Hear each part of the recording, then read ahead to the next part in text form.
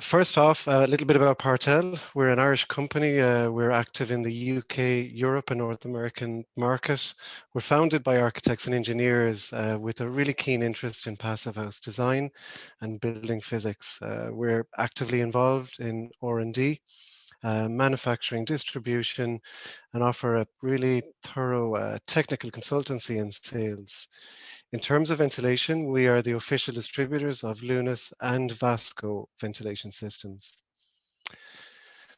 So the idea with this slide is that we try to get people to recognize the importance of ventilation. So as humans, we've got 5 basic needs. It's air, food, water, shelter, comfort, and sleep.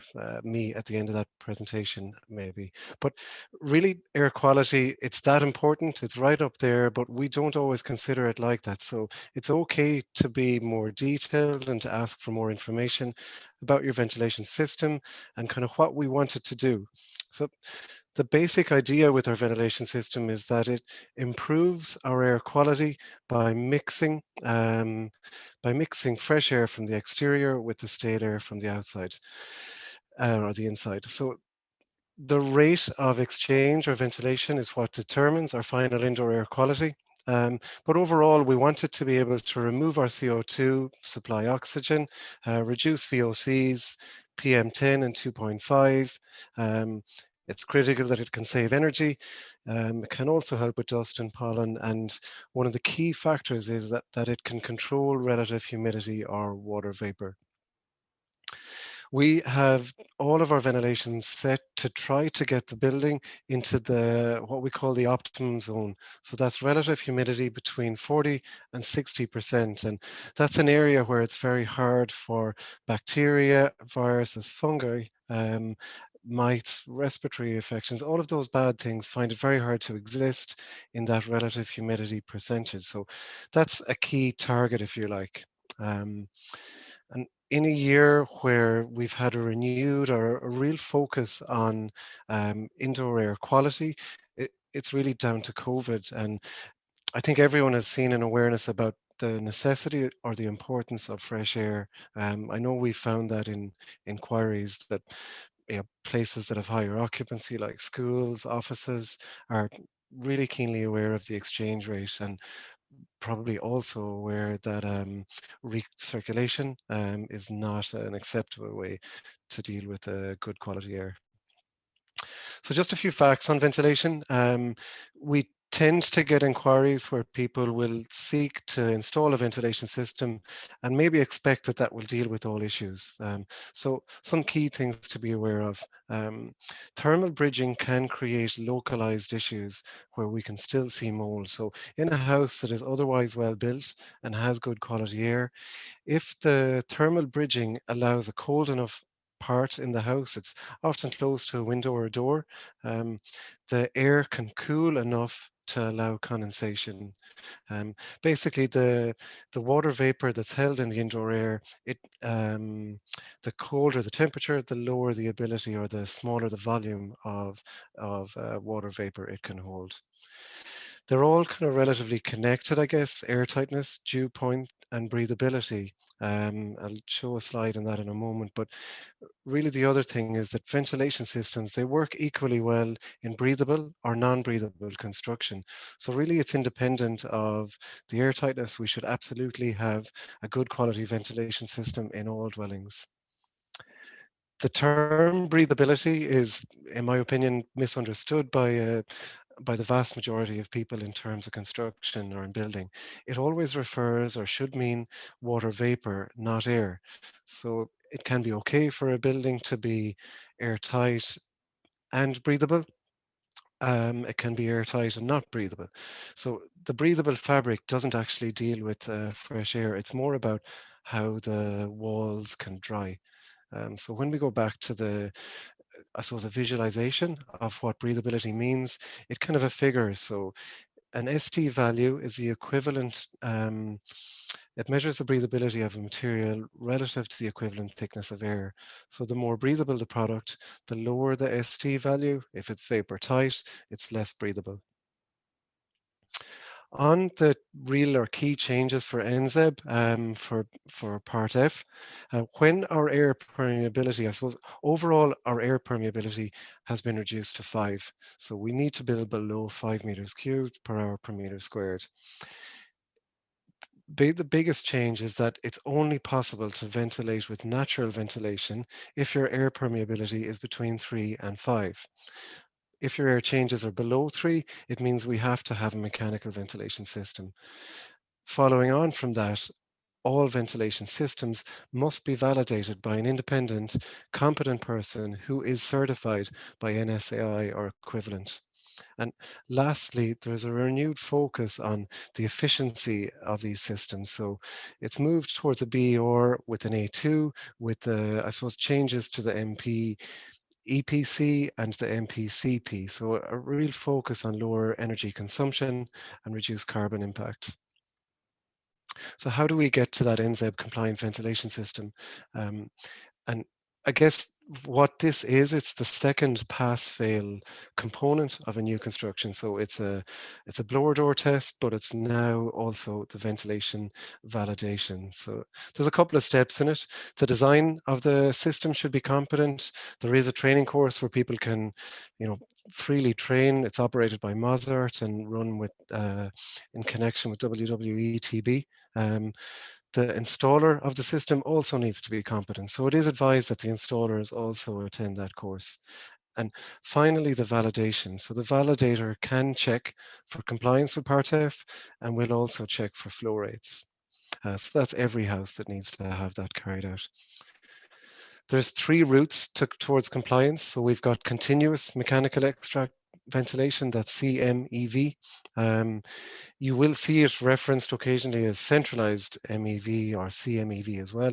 A little bit of confusion in the regs, but they have clarified that it is CMEV is continuous mechanical extract ventilation. So that can be delivered in a centralized or decentralized way. It's often known as a demand controlled system. We can also do heat recovery. That can be in the form of, again, decentralized or centralized. And lastly, we have natural ventilation. I'll show how each of those systems work in a minute. Just a little look at kind of how we expect heat recovery to evolve in our region or the ventilation market. So we've taken a look at Germany as the most developed ventilation market worldwide, and it's really quite interesting to see how it's been changing over the last 10 years. But currently, decentralized heat recovery accounts for about 30% of all ventilation. Extract systems is a CMEV system.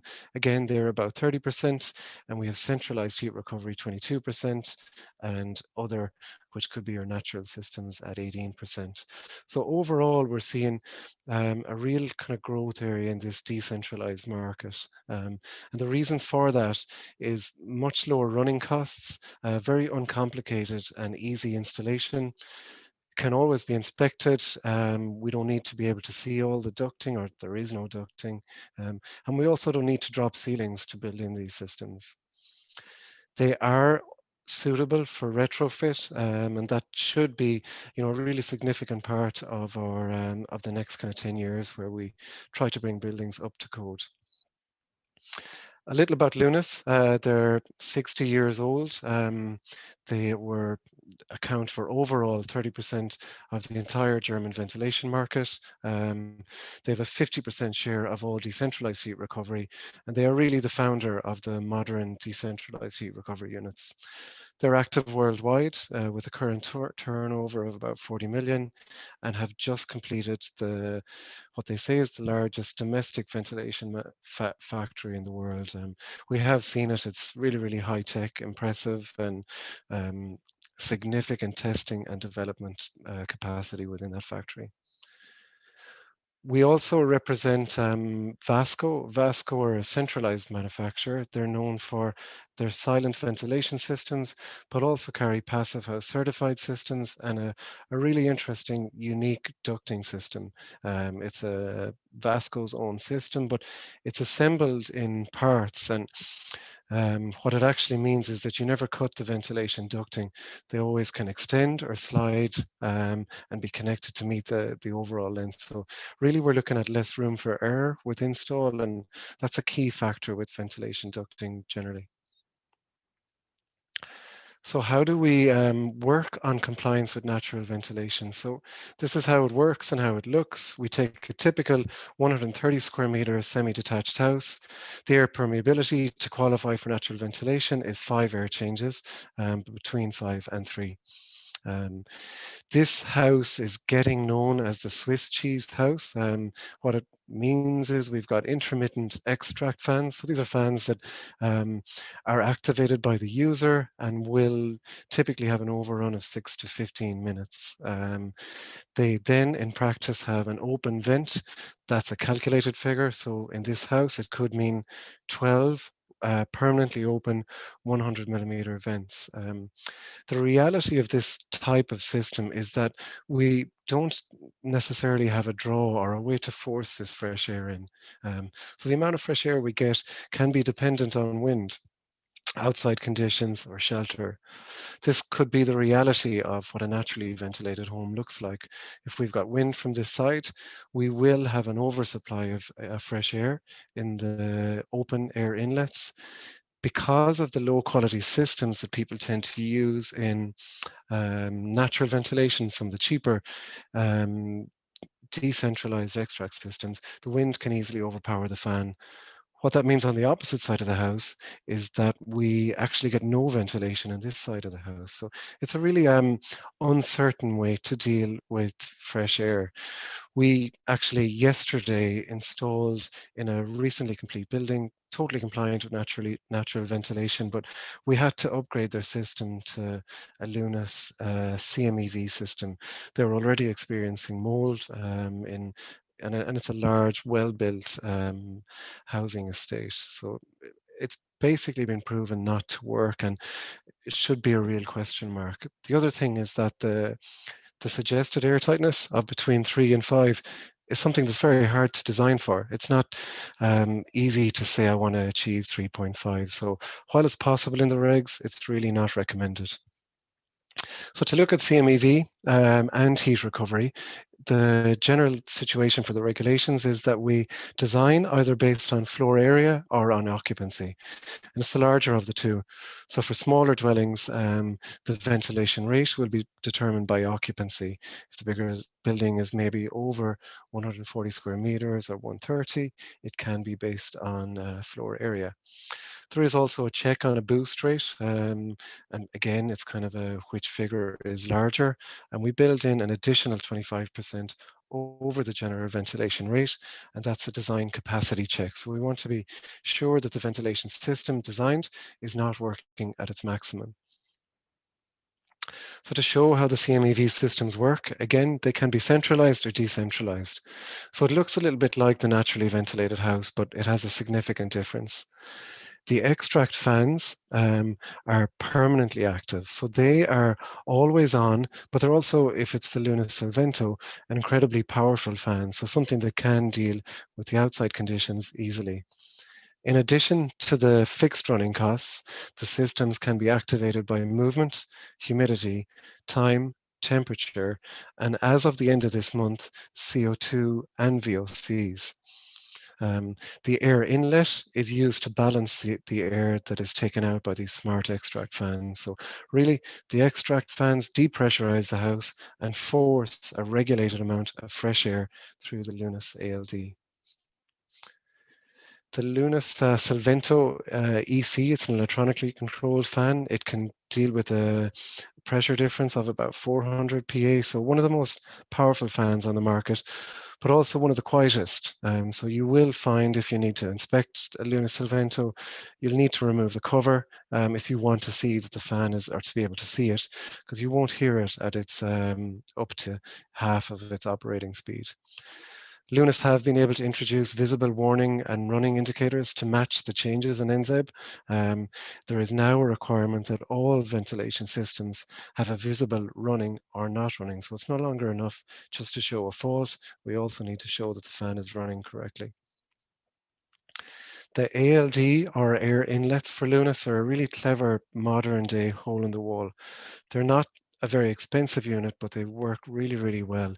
They can deliver up to 65 dB of sound protection through these star-shaped acoustic attenuators. But we've also built in wind pressure reduction. So it means that we're never looking at an oversupply from the ventilation systems. The next slide, I wanted to have I guess, a little comment about the difference in quality in a fully evolved system like Lunas and what people have come to know as a decentralized mechanical extract system from the UK or Ireland. The fans that people might use or have been used to using are essentially 20-year-old technology. It's exactly the fan that Lunas have used and supplied 20 years ago. So if you step back and think about that, what's happened in 20 years? We've got the internet, smartphones, huge changes in climate change.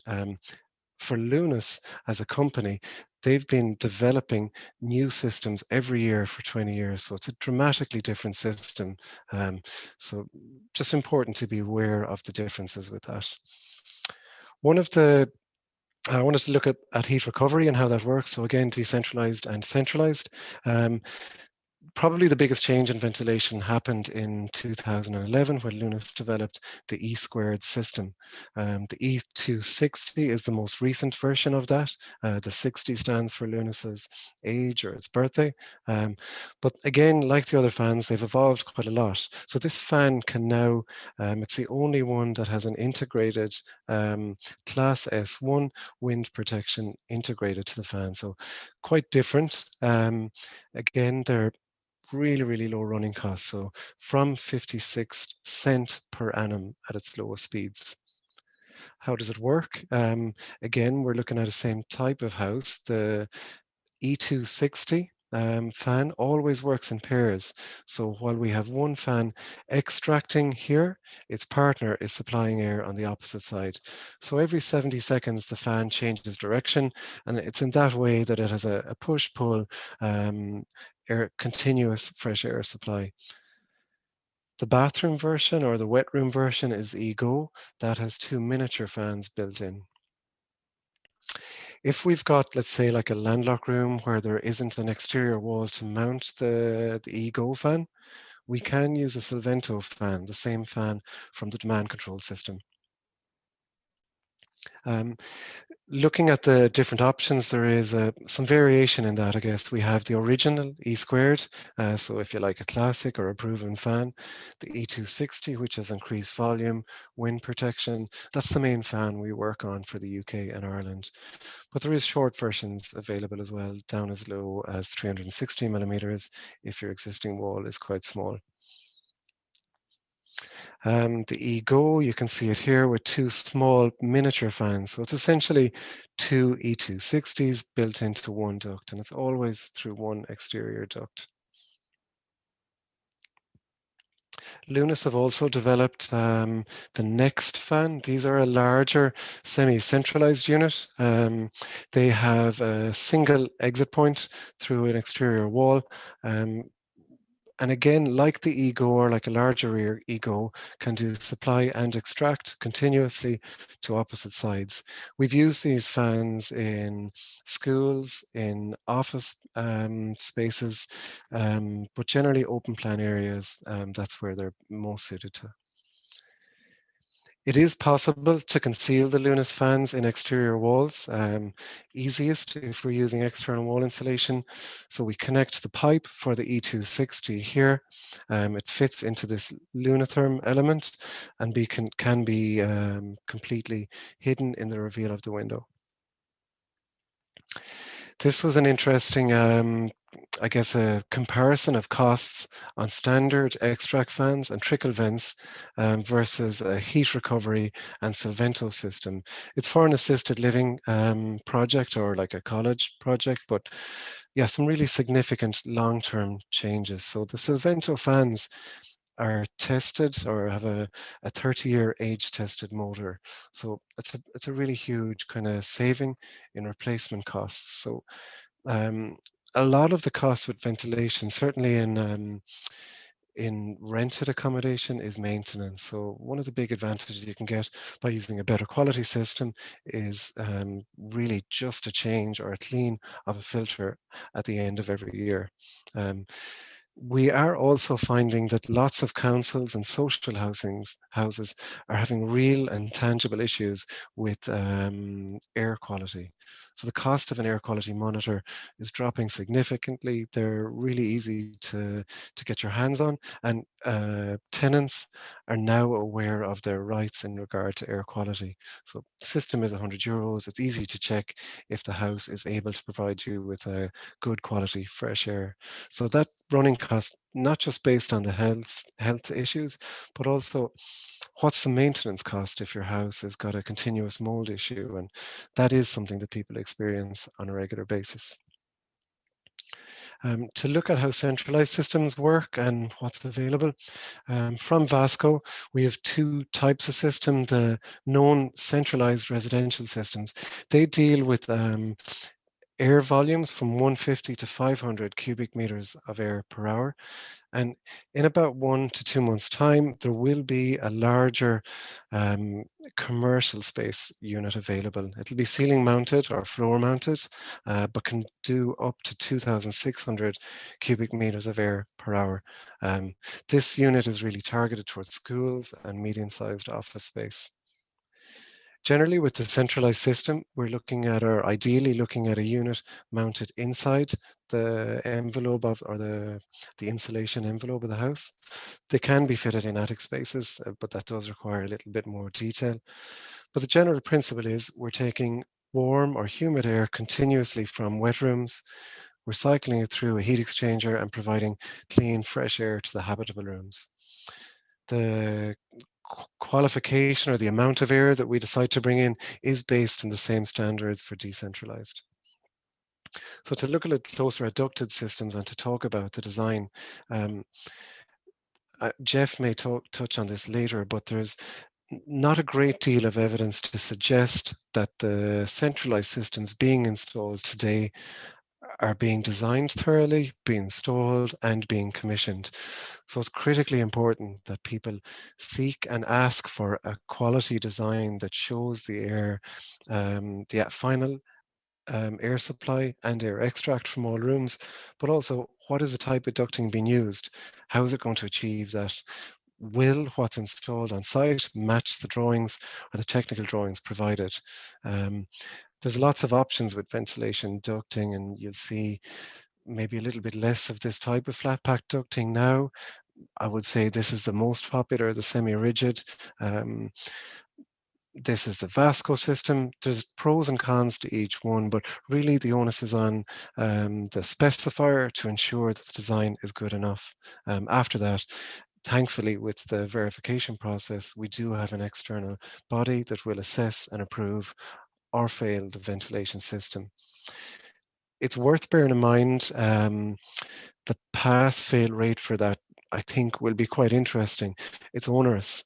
So if we kind of go ahead and use maybe too long of a ducting run with a semi-rigid or too many bends in this type of a duct, you won't be able to achieve the final airflows that you need. So really, really important that people adhere to the design. So how do we get things right in ventilation? So we need to make space for the system. Ideally, it's on the north face, and the extract points should be away from windows or patios. So kind of despite what people might say, centralized systems do make a little bit of noise where they exit. The better the quality of the design, the quieter the system. And I think this point is really key. Plan the system early to avoid complications. And that is something that just doesn't happen at the moment. So it's really, is there a room, is there a plant room available in the house? Is it well located? If the plant room is centrally located and we've got, relatively uncomplicated duct runs, it makes it a lot or increases the chances of a good quality system and a good quality install. If somebody chooses aesthetics and decides to locate the fan in the corner of a building, it means much longer duct runs to everything, and again, less chance of the final install being correct. I would always ask this question, or suggest that people ask that of the ducting: can it be cleaned? Is it airtight? Um, the first question tends to get answered with, well, the shape of the duct, or there's a special cover, or type of a finish on the duct that stops it being, or any dirt adhering to it. But I think practically most people will say, I want the option to be able to clean that. Things may not be perfect. The extract may take some grease, it may take some moisture. After that, some dust might start to accumulate. So it absolutely makes sense to allow for cleaning in your ventilation system. On the subject of filters, they're a minimum recommendation that they're cleaned or replaced every 12 months. For decentralized, it tends to be a clean. Your filters should last you about 10 years. For centralized, it's generally a replacement. It's definitely not a bad idea to shorten that time frame from 12 months. It's also one of the reasons why people like to have the centralized system located inside the building, in a utility, in a hot press. If it's there, you're more likely to be okay to change the filter. Going back to the rented accommodation, people do build it in these days as a part of the service check. So when the boiler has been checked, the filters for the ventilation system will also be replaced or cleaned. On the subject of sound, kind of how we deal with that. So decentralized systems, they always achieve their designed sound levels because there is no ducting. So it's a really kind of key factor. And I would say generally with decentralized systems, you'll always achieve what is stated on the data sheet. You don't have the variability of the ducting. In centralized systems, you should certainly consider, is there silencers, crosstalks, depending on the type of ducting you're using? And yeah, is there more bends than was planned? What is the final sound that you're going to end up with? So again, just be really careful with the ducting supply. That makes a huge difference on the final sound levels of your system. So just to look through a couple of examples, this is a Dunleary Rathdown Council. It's a Lunas heat recovery system for senior citizens. They wanted an uncomplicated automatic system. So they use a combination of EEBS, you can see the little covers there, and E2s here and here throughout the development. You will also see the Lunas demand control system, or the CMEV system, used in housing estates. It's becoming quite a popular solution. You can see the ALD unit located here. So this development in Dublin used Solvento and ALDs, a really uncomplicated, simple system. This is a nice example of the old and the new. We used the E2 and EGO, and the building was part of a larger upgrade to go from a G to A3 rating. They also integrated airtightness, different types of measures, using some wood fiber for the older building, but overall a really high quality install, and interesting to see that Lunas can be used in the new and the old equally. We'll often get asked, can Lunas be used in a certified passive house? It's uncomplicated. There is a number of examples of that. And just on the office space, this was again a Leopardstown Council project where they decided to install heat recovery to a refurbished open plan office space over 2 floors. I thought it was a really good example of a ventilation system making genuine space heating savings. So 76%. They used 10 Next systems, and an overall running cost of 41 cents per day. So just to recap a little, kind of what you get from Partel, it's always a system, product warranty, insurance backed. We carry design indemnity. So there's a lot of product testing from the external. So we're about to finish BBA with Lunas. The demand control system is tested in BRE together with the Fraunhofer DIBT, lots of external testing on the systems. We are working with another institute to carry out some monitoring over a 12-month period of a ventilation system, and it'll be published as a final detailed report, if you like, validating the systems. So thanks everyone for the time. I'd say I'm a little ahead of schedule. we will have the final plenary quite soon. The plan is that we will start at 2 o'clock, so it gives people a chance to have a coffee or lunch, and we'll be welcoming Jeff Colley. So yeah, thanks to everyone. We'll start at 2. You can leave the connection open to Zoom and just come back at 2. Thank you. Thanks, Hugh. That was really good. I always come away from your stuff figuring out what I want to put into my own house. I can help with that, yeah. It was dangerous one time. I did a dike and one I ended up with a dike and heat pump. So there you go. Yeah, no, really good information as always. Fantastic work. So just as you mentioned, 2 o'clock, we'll have the final plenary session. Any of the questions that have been put through as part of this presentation, Hugh will address those in the later section, and then all of the companies that are involved, Partel, Core, Daikin, Northern and Harmony, will do just a general recap, a very quick recap of what's gone on to date. But yeah, we look forward to seeing everybody back at 2 o'clock, and I know certainly Jeff has some really excellent information he's looking forward to share with everybody as well. So we'll see you all very shortly. Okay, thank you. Cheers.